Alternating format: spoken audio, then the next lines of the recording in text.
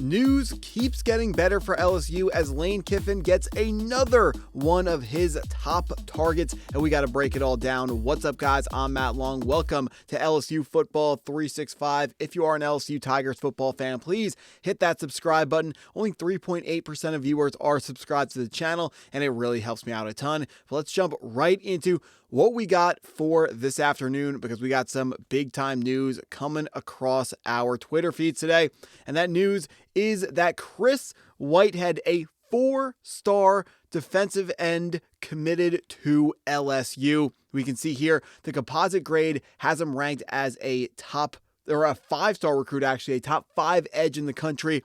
This guy's a beast. This guy is going to be an absolute monster, and this is a huge pickup for the LSU Tigers. We can see there, height 6 foot 4.5 inches, 230 pounds. That is prototypical size for what you were looking for out of a top recruit at a high school. 24/7 Sports has him rated as a 94 overall, a 4-star recruit, ranked as the 42nd best player in the country, number 9 edge in the class, and number 1 player in the state of Virginia. The other recruiting websites are a little bit higher on Chris Whitehead. The average of the other websites' numbers are actually compute out to a 5-star prospect, nationally ranked as the 31st best player in the country, the number 4 edge in the country, and number 1 player out of the state of Virginia. We can see plays at Lloyd C. Byrd High School in Chesterfield, Virginia. So big time recruit here, picked up by the LSU Tigers. We get the scouting report from Andrew Ivins to give us a better picture of what Whitehead is good at.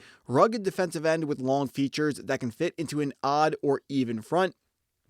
So he's a versatile player with long arms. Of course, you can't teach how long the guy's arms are. You got to make sure you are recruiting that trait. Pairs impressive get-off with impressive closing burst. Extremely active in pursuit. An 11th grade highlight reel is full of effort-based stops.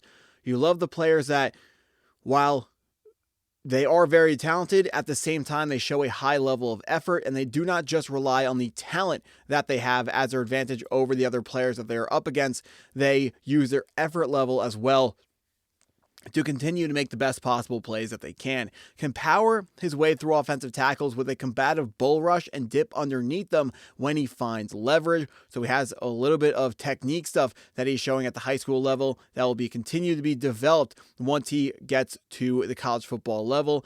Will fight through double teams as he tends to find energy late. He's going to be seeing a lot of double teams at LSU, so that's another good point there. Effective on stunts and could push back pockets in college from an interior posting on third downs, especially if he continues to add weight. So already 230 pounds, expected to add even more weight to turn into an even larger human being.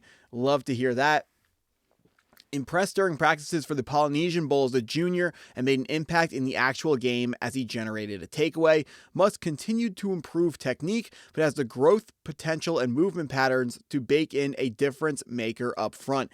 When it comes to edge rushing technique, these guys it's very rare to have defensive ends with really good technique in high school. There aren't a ton outside of really the top defensive ends that have really good technique in college. Really, where you're finding defensive ends with good technique is the NFL. So I'm really not worried that he has to continue to improve his technique, because that's a point that you can put on probably almost every recruit in the country in this 2027 class of edge rushers, except for maybe DJ Jacobs, the number 1 recruit in the country.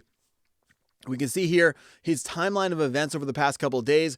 Committed today to LSU. He was projected to have a visit with Ohio State on Friday, June 19th. You would imagine that visit will be canceled now that he is just committing to LSU. The question will be, is he going to be in Baton Rouge on Friday instead, because he was planning to go somewhere? So maybe he takes another visit down to Tiger Stadium, see all the facilities around campus and stuff one more time, and get a better feel for where he will be playing his college football. But Chris Whitehead is not the only recruit that LSU has gained some momentum on today. We are also hearing from 24/7 Sports that the LSU Tigers are gaining a lot of momentum with 4-star interior offensive line recruit Albert Simeon.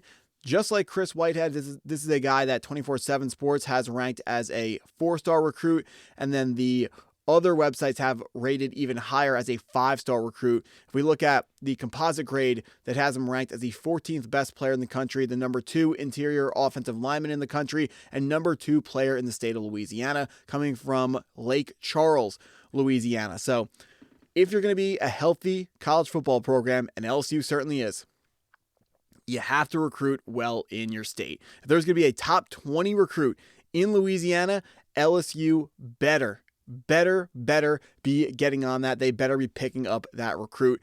Eric Walford, the offensive line coach for LSU, has had a very busy and very successful last couple days. You hope that continues with Albert Simeon as well. He's a 6'4", 280-pound interior offensive lineman. We are hearing some of the other schools getting involved for him. Alabama and Texas A&M. The name that I'm hearing as the number 1 opponent for LSU for this recruitment is actually Texas A&M. Even though I know Nebraska tops the list for 24/7 Sports, what I'm hearing behind the scenes is Texas A&M is the other team along with LSU that is surging for this recruitment today. As we are seeing here, Brad Davis, the head recruiting when it comes to this prospect. So going to continue to be a very, very busy week for LSU as we continue to try to pick up as many recruits as we possibly can for the 2027 class. We know Lane Kiffin, he is out to prove a point this year. He wants to prove himself to the college football world. He wants to prove himself to the SEC all over again, but mostly he's got to show Ole Miss that he was right to leave Ole Miss despite them winning a college football game in his absence. He needs to prove it to himself that, or he doesn't want to prove it to himself. He knows that you have more resources at LSU, but he wants to just shove it down the throat of Ole Miss each and every single time he gets the opportunity to. So this is going to be one of the most entertaining seasons in the history of LSU football. Whether it results in a championship or it's an underwhelming season, you know it's going to be extremely, extremely entertaining. And the entertainment is going to just jump into another gear week 3 in Oxford, Mississippi, when the Tigers go back to Lane Kiffin's old stomping grounds and take on Pete Golding and the Ole Miss Rebels. That game's going to be absolutely amazing. I will absolutely be finding a way to get some tickets to that game. Not sure when the best time to buy the tickets are, because every week it seems like the ticket prices go down, and then Lane Kiffin says something or someone from Ole Miss says something, and then the ticket prices jump again. We'll see what happens. I cannot wait to go to that game. The atmosphere is going to be undefeated. It's going to be something like nobody has ever experienced in probably like sports in general. It's going to be absolutely insane. I cannot wait for that. That's what I got for this video. If you stuck around this long, I appreciate you taking the time to watch the video all the way through. Please hit that like button if you haven't already. Hit the subscribe button if you are new to the channel. Go Tigers.